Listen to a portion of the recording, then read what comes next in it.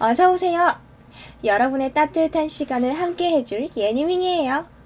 좋아요, 구독 잊지 마세요. 뽕! 뿅! 어서오세요. 오늘 책 읽기 오랜만에 나타나는데요.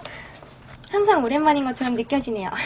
이것저것 다른 컨텐츠를 돌아가면서 하다 보니까 오늘은 뭐를 읽기 하냐면요. 어디 갔지? 자, 여기 이 책은 무슨 책이냐면요. 이것도 역시 청소년에게 권장되는 도서라서 굉장히 유익한 책인데요.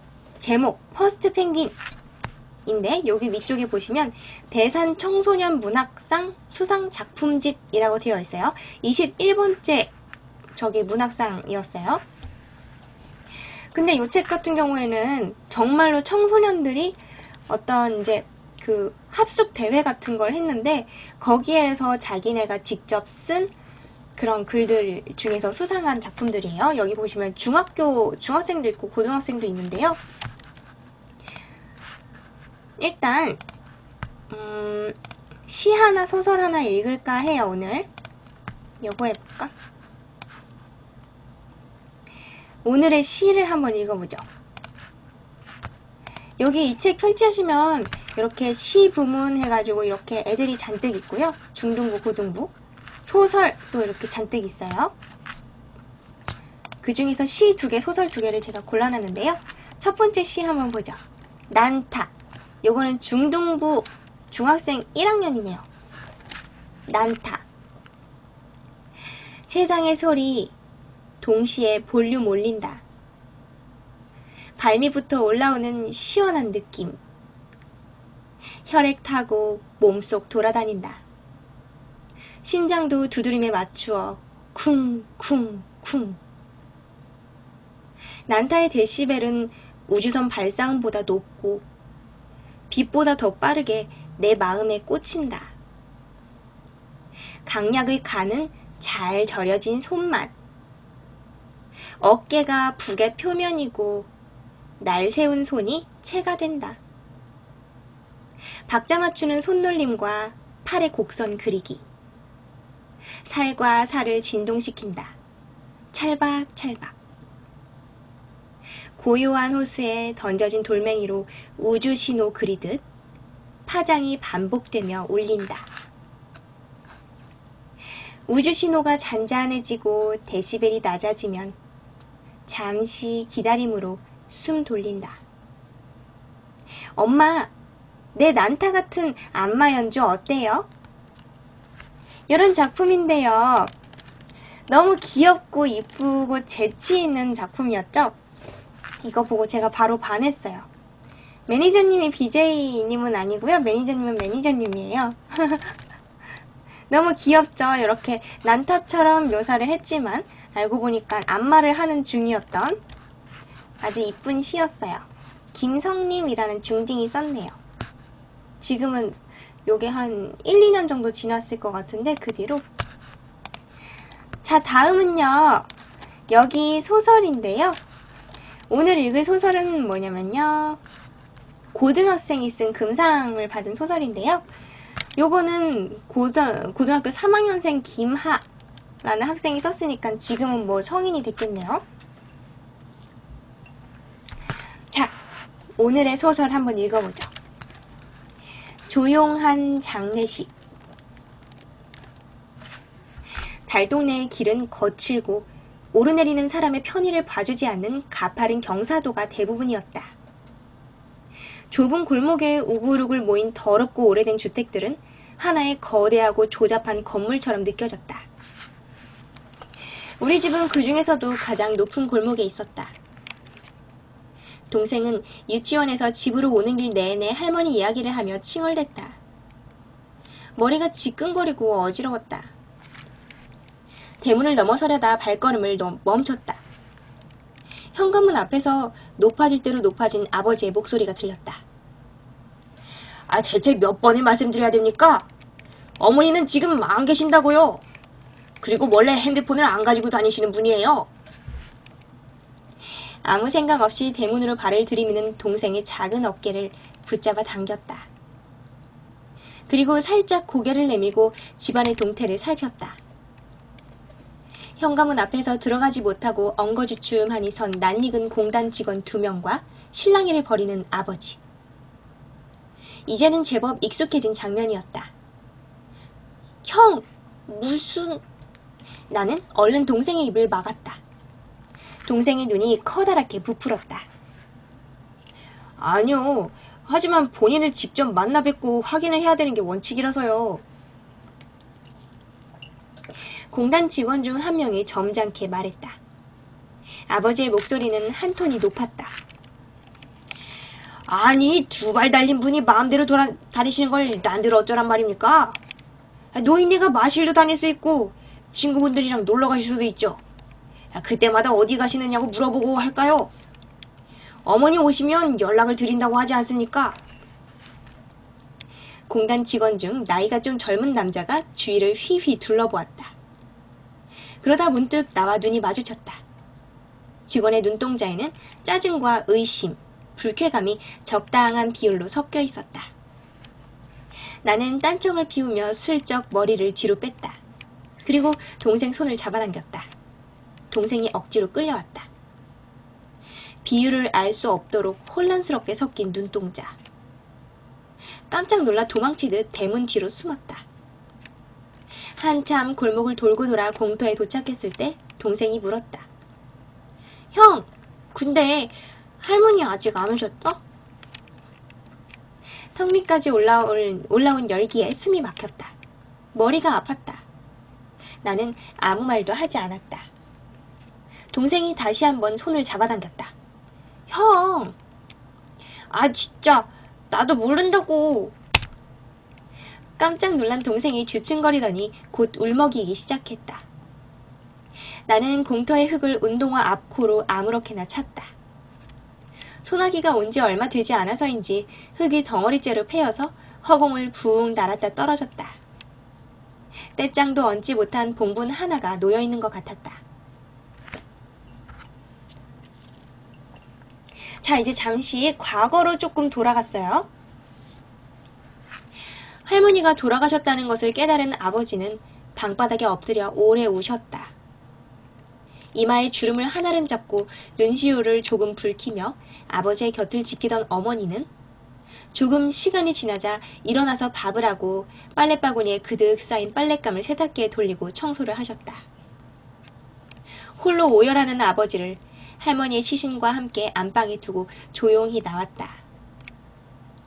막 새로 지은 밥의 냄새가 뭉근하게 집안으로 퍼지고 동생은 여전히 늦잠에서 헤어나지 못하고 있었다. 세상은 할머니와 아버지를 한 구석에 밀어놓고 다시 평소의 휴일처럼 돌아갔다. 오히려 다행이라고 생각했다. 여기 보시면 이 학생들이 굉장히 표현력이 아주 좋죠?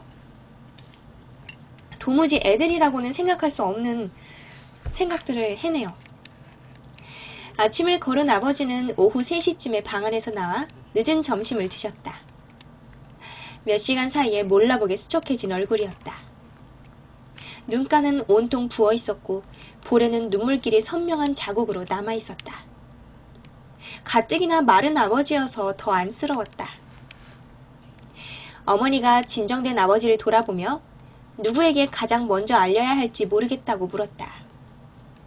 아버지는 잠시 머뭇거렸다. 어머니도 경황이 없는지 수화기를 한참 들고 있었다. 큰아버지한테 먼저 알리고 그리고 아버지가 말을 이으려는데 어머니가 전화기를 조용히 내려놓으셨다. 비밀로 해요. 우리는 잘못 들은 줄 알았다. 비밀로 하자고요. 아버지는 어리둥절한 표정으로 어머니를 바라보았다. 전화기를 내려놓은 어머니 손등에 힘줄이 푸르게 돋아나 있었다. 당신, 우리 집 형편에 지금 어머님이 돌아가신 걸 알려서 어쩌게요. 지금까지 어머님이 받고 계신 연금은요. 하루 벌어서 하루 먹는 우리들한테 직장을 며칠씩이나 쉬고 장례식 준비가 가당키나 해요? 아버지 얼굴이 천천히 일그러졌다. 아버지에게는 낳아주신 어머니인데 어머니가 크게 실수하고 있는 거라고 나는 생각했다. 내가 틀린 말 한 건 없잖아요. 산 사람은 살아야죠. 다음 말 때문이었을까. 아버지는 입을 꾹 다물어버렸다. 술에 잔뜩 취한 사람처럼 얼굴이 시뻘개진 아버지가 문득 내가 있다는 걸 인식하셨는지 어머니를 몰고 안방으로 들어가셨다. 안방에는 할머니의 시신이 있었다. 그 사실이 떠오르자 울컥 목을대가 울렁거렸다. 알 수 없는 두려움과 슬픔이 뒤섞여 나도 모르게 뱃속이 출렁이는 것 같았다. 믿기지 않았다. 건강이 그렇게 썩 좋은 편은 아니었지만 그래도 어제까지 같이 식사도 하고 텔레비전도 보셨는데 그쵸, 청소년들이 되게 잘 써요. 안방이 시끄러워졌다. 언성이 높은 쪽은 주로 아버지였다. 30분째 대화는 끊이지 않고 새어나왔지만 오로지 할머니에 대한 생각밖에 들지 않았다. 돌아가셔서도 편안히 누워있지 못하는 할머니를 생각했다. 문득 우리 집에서 누구보다도 할머니가 없이는 살 수 없었던 동생에게 생각이 미쳤다. 차마 동생에게 내 입으로 할머니가 돌아가셨다고 알려줄 수는 없었다. 입을 떼지 못할 것 같았다.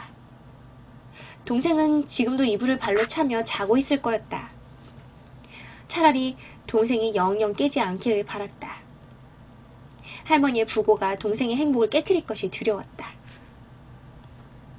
안방 문이 열리는 소리가 들렸다. 아버지와 어머니가 나온 것이다. 아버지의 표정에서 많은 걸 짐작할 수 있었다. 낡은 패딩에 대충 팔을 꿰은 아버지는 신발장에 담배를 날카롭게 낚아채 밖으로 나갔다. 현관문이 시끄러운 소리를 내며 닫혔다. 어머니는 소리의 여운 속에서 나를 붙잡아다 자신의 앞으로 끌어당겼다. 아들, 잘 들어두렴.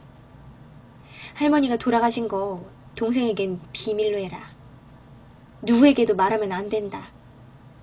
네가 어떻게 생각할지 모르겠다만. 아버지는 잠깐 뜸을 들였다.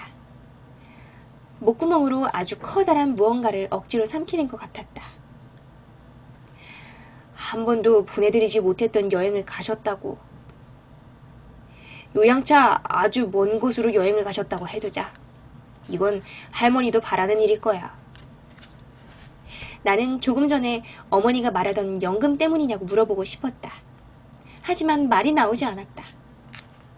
아버지는 어느 누구에게도 할머니에 대해 말하면 안 된다고 내게 다짐 또 다짐을 받았다. 슬프게도 난 동생만큼 어리지 않았다. 매일 우리 집 우편함에 쌓인 고지서들을 보았고 새벽같이 일어나서 자정쯤에 돌아오는 아버지와 어머니를 보아왔다. 할머니의 짠하면서도 포근한 미소가 생각났다. 안방을 곁눈질했다.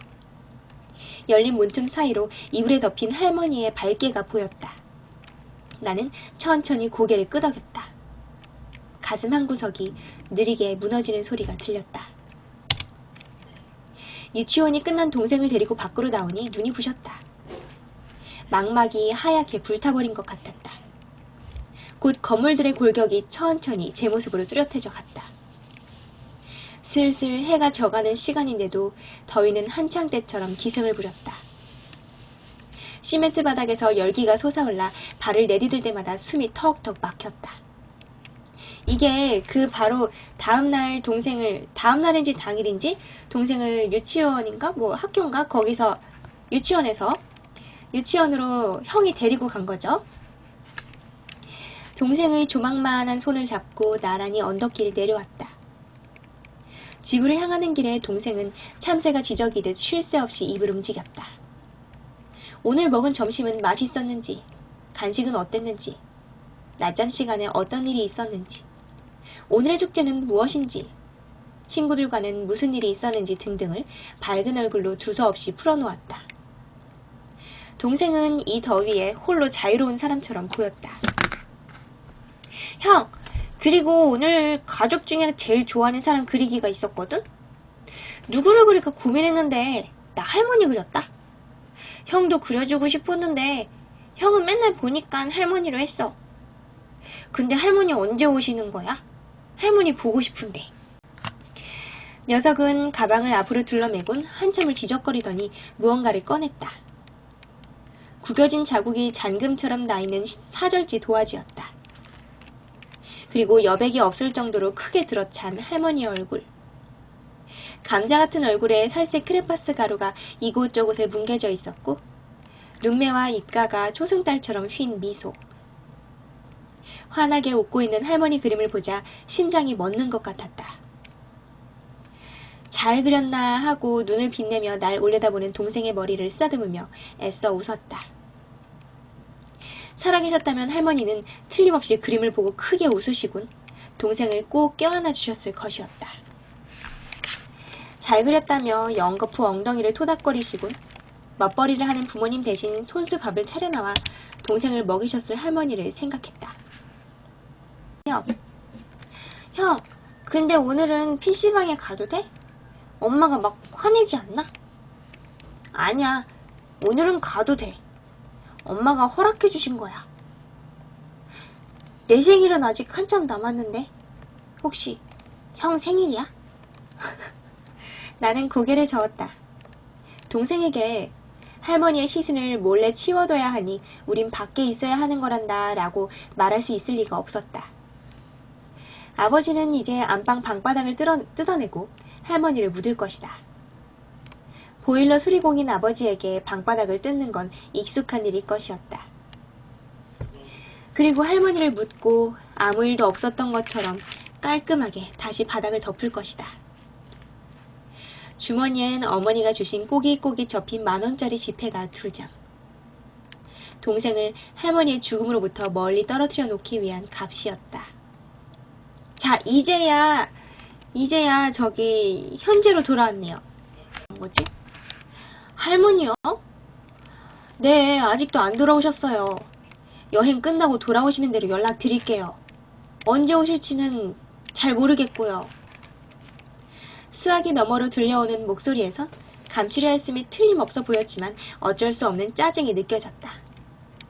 빈번하게 전화를 걸어오는 공단 직원들에겐 이제 끈기나 직무 이행에 대한 의무감 같은 바람직한 종류의 것은 다 사라지고 오기와 악만 남아버린 것 같았다. 네, 정말이죠. 네. 80세 이상을 대상으로 하는 연금수급자 전수조사차 걸려온 전화를 능숙하게 받아낸 나는 나였군요, 이 전화를 받은 게. 일말의 뿌듯함마저 느끼며 수화기를 내려놓았다. 하지만 심장은 끊임없이 요동쳤다. 전화가 끊어지자 방 안에 잠적해 있던 침묵이 성급하게 일어나 달려들었다. 동생은 유치원, 부모님은 매일 그렇듯이 바쁘지 않은 날이 없었다. 안방에서부터 올린 전화기를 받을 수 있는 건 개교기념일을 맞아 집에 남은 나뿐이었다. 어렸을 때 보았던 삼류 추리 영화가 생각났다. 범인이 벽 안쪽에 숨겨놓은 피해자의 시신을 찾기 위해 집 구석구석을 이잡듯이 뒤지던 탐정역의 주인공. 그런 말을 했더랜다. 만약 벽 한쪽 부분에만 빈 공간이 남아있다면 두드릴 때 거기만 다른 소리가 난다고. 나는 내 발걸음을 의식했다. 걸을 때마다 습기 찬 안방 바닥의 장판에서 찍찍하고 발바닥 가죽이 떨어지는 소리가 났다. 피가 차갑게 식는 기분 가운데 온몸이 심장이 되어 맥동하는 것 같았다. 내가 밟고 있는 이 방바닥 아래 어디인가에 할머니의 시신이 안치되어 있을 것인데 코가 메웠다.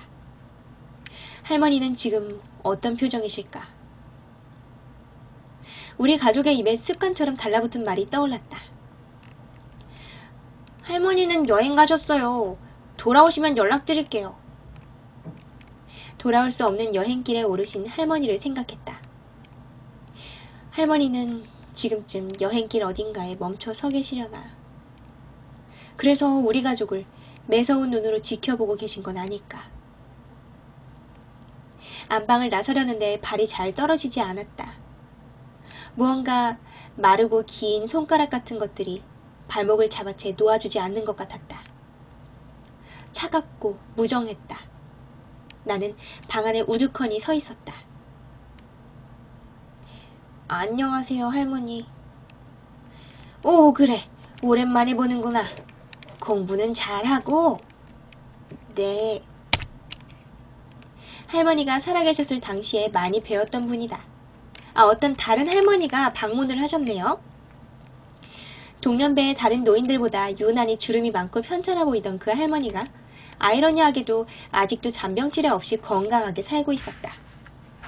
할머니는 이분과 함께 많이도 마시를 다녔더랬다. 어머니와 할머니의 친구인 그 노인은 이런저런 얘기를 나누며 방 안으로 들어갔다. 어머니와 할머니의 친구인 그 노인이군요. 지금 그 할머니의 친구였던 다른 집 할머니가 집에 방문해서 어머니와 같이 얘기를 하러 안방에 들어가신 장면이에요.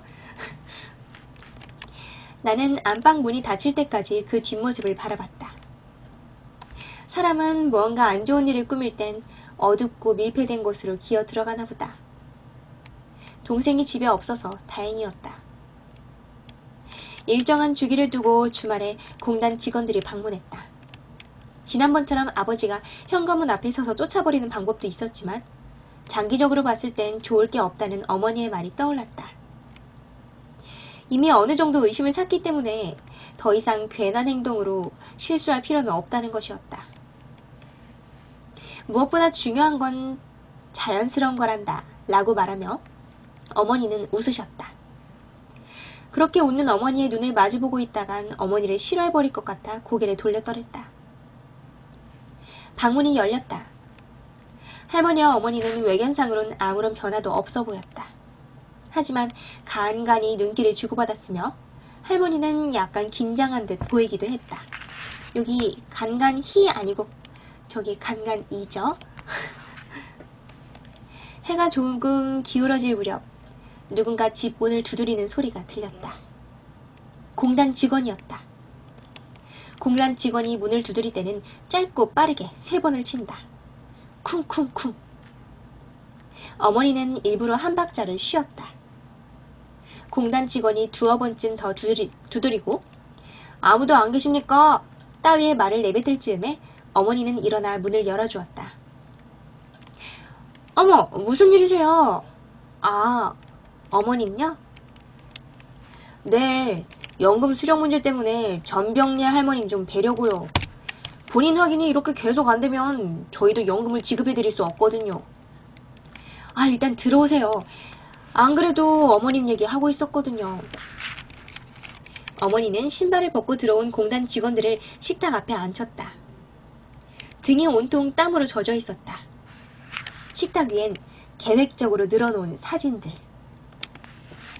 어머니가 음료수라도 내오겠다며 자리를 비운 사이 공단 직원의 시선이 사진으로 향했다.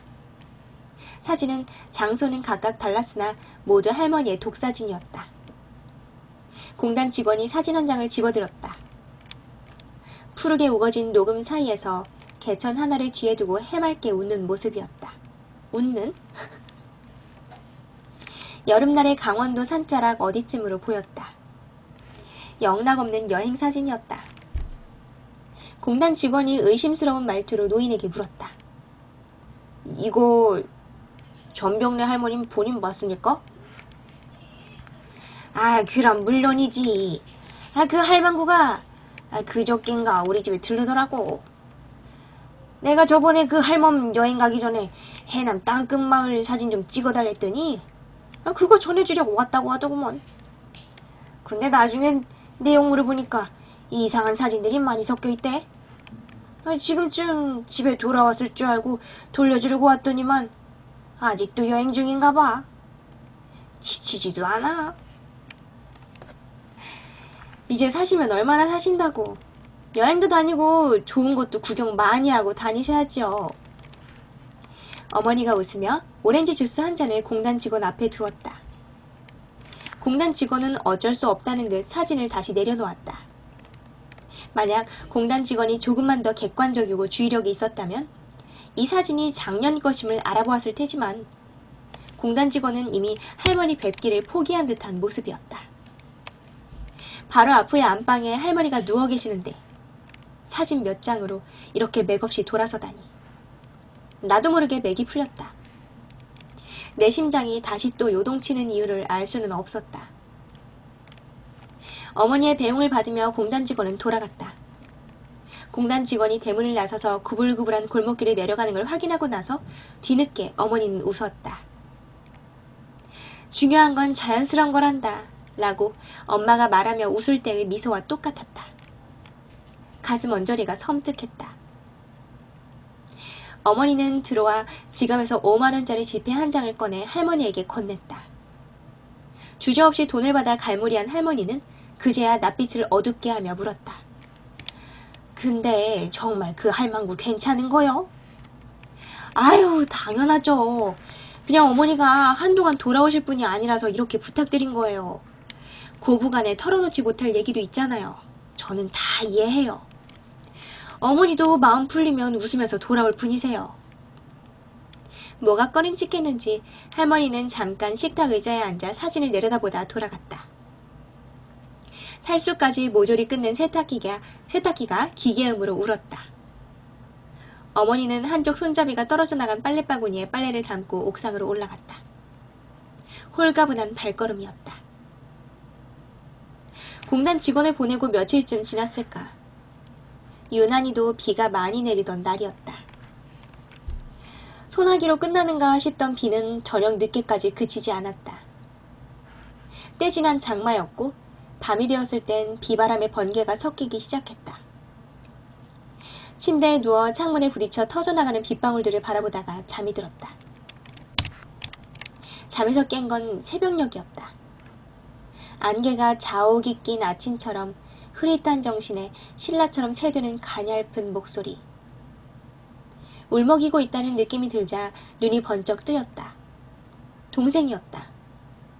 형, 나 쉬매려. 동생이 그렁그렁한 눈으로 날 흔들고 있었다. 화들짝 놀라 일어났다. 평소엔 할머니와 함께 자던 녀석이라 늦은 밤 혼자 화장실을 못 가는지도 모르고 있었다. 갑자기 천둥이 쳤다. 놀란 동생이 와락 내게 안겼다. 동생이 낯이 파랗게 질려 있었다. 가랑이를 오므리고 바들바들 떠는 동생을 안고 화장실로 달렸다. 간발의 차이로 새벽에 빨래를 하게 되는 일만은 면한 게 다행이었다. 쉬를 누는 와중에도 동생은 천둥 소리에 자주 움찔거렸다. 볼일을 마친 동생을 데리고 화장실 밖으로 나왔다. 방으로 들어가려다 문득 고개를 돌렸다. 살짝 열린 안방 문 틈새로 백열등 빛이 TV 소리와 함께 새어나오고 있었다. 동생을 혼자 방에 보내려 했지만 내 다리를 붙잡고 혼자 들어가려고 하지 않았다. 잠시 후 꾸벅꾸벅 졸기 시작하는 동생을 두고 안방으로 다가갔다. 아버지가 보였다. 야근으로 어머니가 들어오시지 않는 날이었다. 옆으로 밀어놓은 냄비, 방 안에서 새어나오는 라면 냄새. 아버지는 할머니의 시신 위에 누워 감자칩을 우적거리며 버라이어티 프로그램을 시청하고 있었다. 간간이 터지는 아버지의 맑게 갠 웃음소리. 한 점 얼룩도 느껴지지 않을 정도였다. 여기도 간간이죠. 간간히라고 하면 그 소금기가 이제 낭낭하다 이런 느낌이에요. 간간히는. 할머니가 돌아가시고 아버지는 어머니가 집에 안 들어오시는 날 밤이면 홀로 일어나 우셨다. 잠기가 어두운 동생을 놔두고 난 항상 아버지의 흐느낌에 잠을 깼다. 아버지는 방바닥에 머리를 박고 오열했다. 그리고 고해성사하듯 한동안 두 손바닥을 포개고 무릎을 꿇고 앉아 있었다. 뭐라고 웅얼거리는데 들리지는 않았다. 어머니는 그런 아버지를 내버려둬야 한다고 했다. 이 다음에 혹시 너에게도 이런 일이 생기거든. 나는 괜찮다. 어머니의 목소리는 단호했다. 그리고 그 괜찮다는 의미가 뭘 의미하는지 내가 이미 알고 있는 것에 나도 모르게 몸이 부르르 떨렸다. 내 머릿속에는 어머니가 통장 잔액을 확인하고 있는 모습이 선명해졌다 흐려졌다 했다. 그러니까 어머니가 돌아가셨을 때도 그렇게 해도 된다 이런 뜻으로 말씀하신 것 같죠? 내 무릎에 이마를 대고 조는 동생을 안아들고 방에 들어와 침대에 눕혔다. 눈을 감으려는데 뺨을 타고 눈물이 한 줄기 흘렀다. 새기 시작한 눈물은 걷잡을 수 없어져 얼굴을 베개에 파묻었다. 베개를 끌어안고 소리 죽여 짐승처럼 물었다. 이제 할머니를 위해 울어줄 사람이 아무도 없어졌다고 생각하자 눈물이 멈추지 않았다. 번개를 동반한 비바람은 그칠 기색이 보이질 않았다.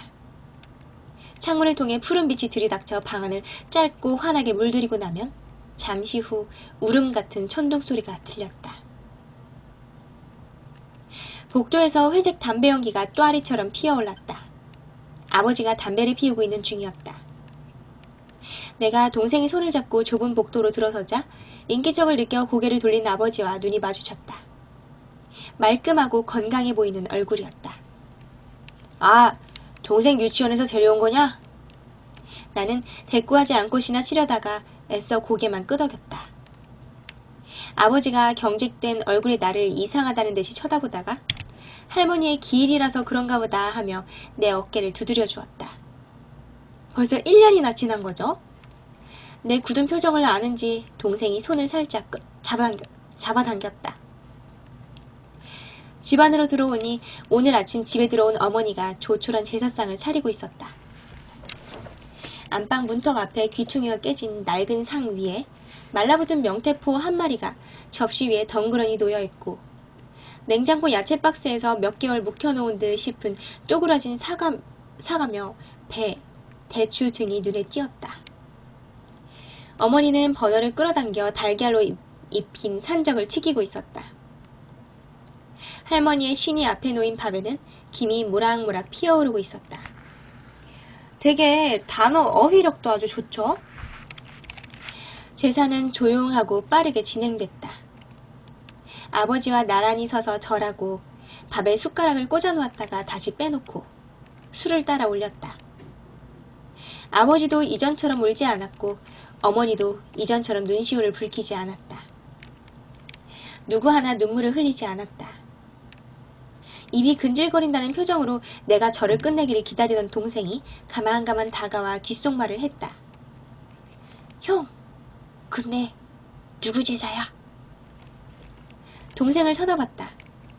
내 왼쪽 다리에 붙어 날 올려다보는 동생의 둥그런 눈동자는 보석처럼 맑았고 진한 빛이 감돌았다.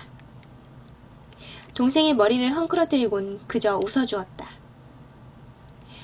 부모님은 동생의 목소리는 당신들의 귀에까지는 닿지 않은 것 마냥 행동했다. 마침내 아버지가 나와 동생을 제사상 앞에 앉혔다. 평소라면 먹음직스러워 보였을 음식들이 어쩐지 손이 가지 않았다. 숟가락을 막대기처럼 잡은 동생은 개걸스럽게 밥과 반찬을 퍼먹었다. 꼬치에서 피망을 빼내는 동생을 가만히 바라보았다. 할머니는 돌아가셔서까지 동생을 챙겨주시는 것 같았다. 그렇네요. 1년 동안 연금 부정수급을 했군요. 제사를 끝내고 제사상으로 아침을 먹은 뒤 아버지는 친구와 약속이 있다며 아침부터 집을 비웠고 어머니는 설거지를 끝낸 뒤 거실에서 볕을 쬐며 낮잠에 빠졌다. 큰 상이 빠진 안방은 고요하고 서늘했으며 어두웠다. 앞집 건물에서 보일 수도 있다며 아버지가 유일한 창마저 이중창을 닫고 커튼으로 가려놓았다. 방바닥에 가만히 누웠다. 이 방바닥 어디엔가 누워있을 할머니를 생각했다. 등골이 시렸는데 알게 모르게 자그마한 온기 같은 것이 느껴졌다. 나는 가만히 할머니의 품으로 파고들었다.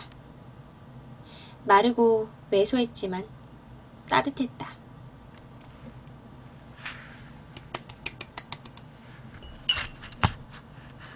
오늘은 여기 퍼스트 펭귄이라는 제목의 대산 청소년 문학상 수상 작품집 21회차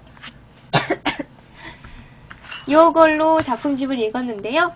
이 수상 작품집 이름이 원래 퍼스트 펭귄은 아니고 퍼스트 펭귄은 여기 안에서 어떤 작품의 제목이에요. 시였던 것 같은데 여기 어떤 작품 제목이고요. 오늘 읽은 건요. 지금 소설은 조용한 장례식이라는 고3이 쓴 김하 학생이 쓴 작품이었어요. 학생들이 제가 요거 보다 보니까 정말 어휘력도 좋고 되게 그 생각하는 수준도 높죠.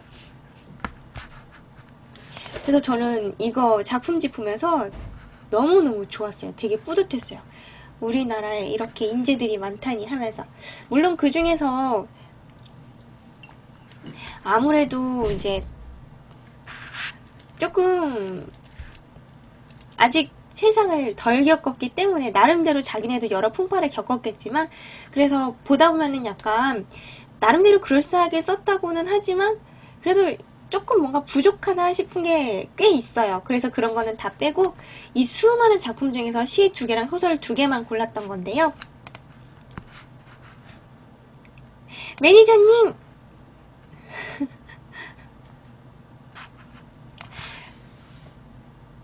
천사!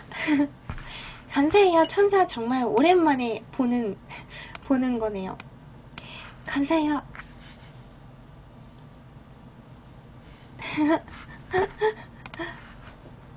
이거는 어떤 천사인가요?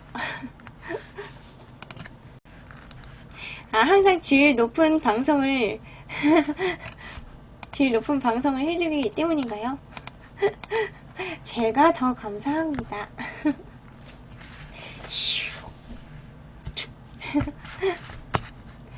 매니저님의 마음을 잘 받았습니다. 오늘 저기 이제 갈까요, 슬슬? 혹시 뭐 원하시는 리액션이 있으신가요? 원하시는 노래라든지 오늘 방송송으로 뭐 다른 거를 원하신다.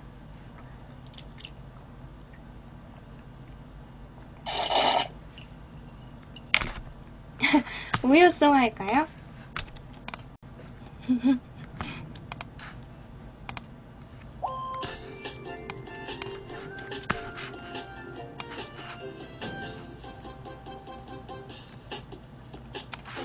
싫어, 홍차 싫어 싫어, 새까만 커피 너 핫초코 싫어 싫어, 사이다 싫어 싫어, 새하얀 우유 예스, 맛 좋고 색깔 좋고 영양도 최고, 깔끔한 내 입맛에 우유가 딱이야, 단백질 칼슘 도안 비타민 가득 내 입맛엔 우유가 딱이야.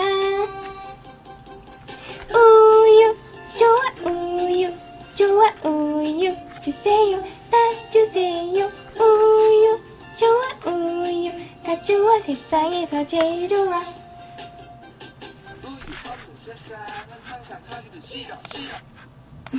랩은 이렇게 랩은 뛰어넘고.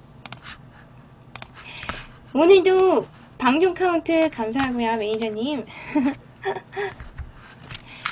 오늘도 아주 보람차고 재미있는 시간이었어요. 오늘도 함께 해주셔서 감사해요. 이제 저는 슬슬 영상 편집하러 가보겠습니다. 우리 여기 우유컵. 오늘의 컵은 요거네요. 뭐였죠? 뭐라고 써있죠? 훈훈하고 마음 따뜻한 예니밍 책 읽기 컵이네요. 네, 오늘 즐거운 시간이었어요. 그럼 저는 여기서 이만 가보겠습니다. 우리 책읽녀 반 여러분들아, 다음 시간에 만나요. 안녕. 스스.